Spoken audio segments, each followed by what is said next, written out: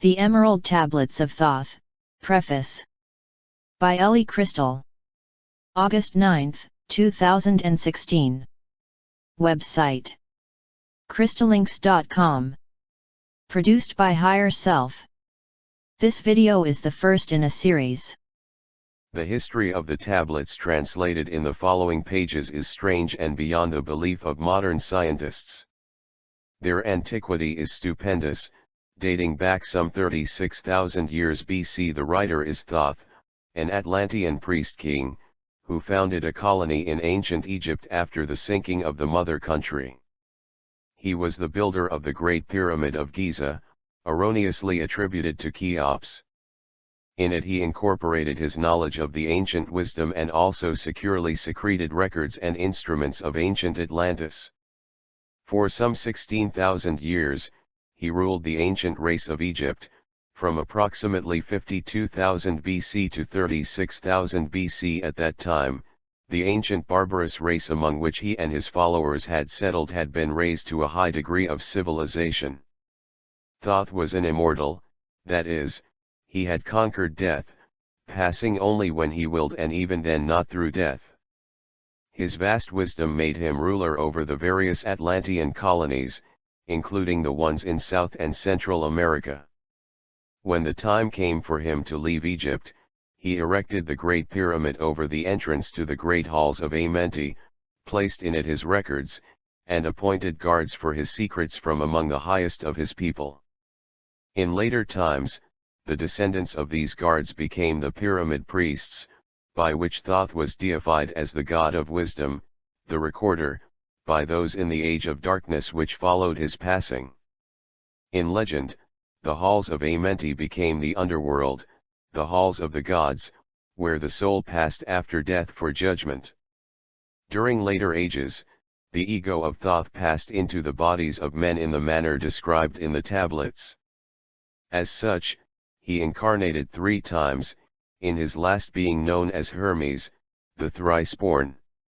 In this incarnation, he left the writings known to modern occultists as the Emerald Tablets, a later and far lesser exposition of the ancient mysteries. The tablets translated in this work are 10 which were left in the Great Pyramid in the custody of the Pyramid Priests. The 10 are divided into 13 parts for the sake of convenience. The last 2 are so great and far-reaching in their import that at present it is forbidden to release them to the world at large. However, in those contained herein are secrets which will prove of inestimable value to the serious student. They should be read, not once, but 100 times, for only thus can the true meaning be revealed. A casual reading will give glimpses of beauty, but more intensive study will open avenues of wisdom to the seeker. But now a word as to how these mighty secrets came to be revealed to modern man after being hidden so long. Some 1300 years BC, Egypt, the ancient Chem, was in turmoil and many delegations of priests were sent to other parts of the world. Among these were some of the Pyramid Priests who carried with them the Emerald Tablets as a talisman by which they could exercise authority over the less advanced priestcraft of races descended from other Atlantean colonies. The tablets were understood from legend to give the bearer authority from Thoth. The particular group of priests bearing the tablets emigrated to South America, where they found a flourishing race, the Mayas, who remembered much of the ancient wisdom. Among these, the priests settled and remained. In the 10th century, the Mayas had thoroughly settled the Yucatan, and the tablets were placed beneath the altar of one of the great temples of the sun god.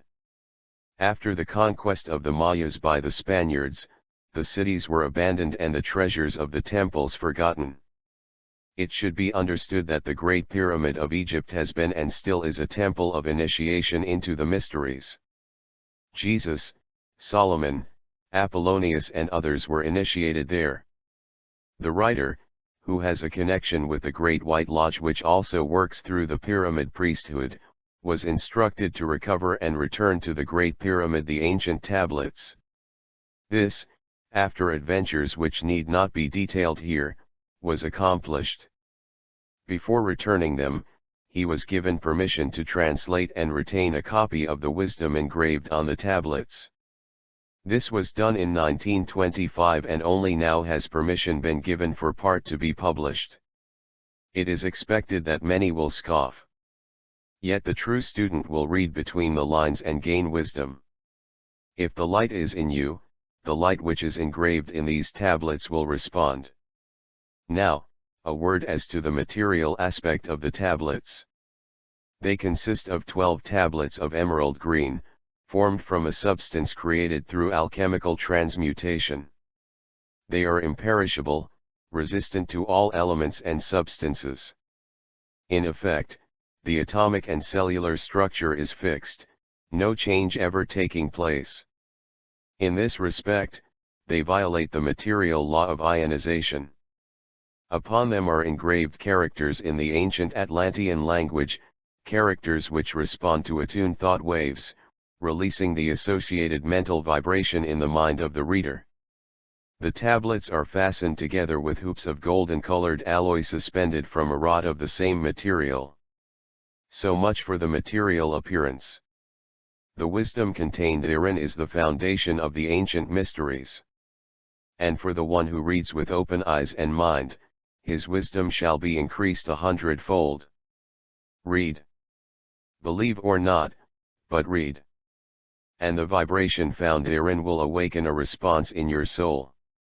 In the following pages, I will reveal some of the mysteries which as yet have only been touched upon lightly either by myself or other teachers or students of truth. Man's search for understanding of the laws which regulate his life has been unending, yet always just beyond the veil which shields the higher planes from material man's vision the truth has existed, ready to be assimilated by those who enlarge their vision by turning inward, not outward, in their search. In the silence of material senses lies the key to the unveiling of wisdom. He who talks does not know, he who knows does not talk. The highest knowledge is unutterable, for it exists as an entity in lanes which transcend all material words or symbols. All symbols are but keys to doors leading to truths, and many times the door is not opened because the key seems so great that the things which are beyond it are not visible. If we can understand that all keys, all material symbols are manifestations, are but extensions of a great law and truth, we will begin to develop the vision which will enable us to penetrate beyond the veil. All things in all universes move according to law, and the law which regulates the movement of the planets is no more immutable than the law which regulates the material expressions of man. One of the greatest of all cosmic laws is that which is responsible for the formation of man as a material being. The great aim of the mystery schools of all ages has been to reveal the workings of the law which connect man the material and man the spiritual. The connecting link between the material man and the spiritual man is the intellectual man, for the mind partakes of both the material and immaterial qualities. The aspirant for higher knowledge must develop the intellectual side of his nature and so strengthen his will that is able to concentrate all powers of his being on and in the plane he desires.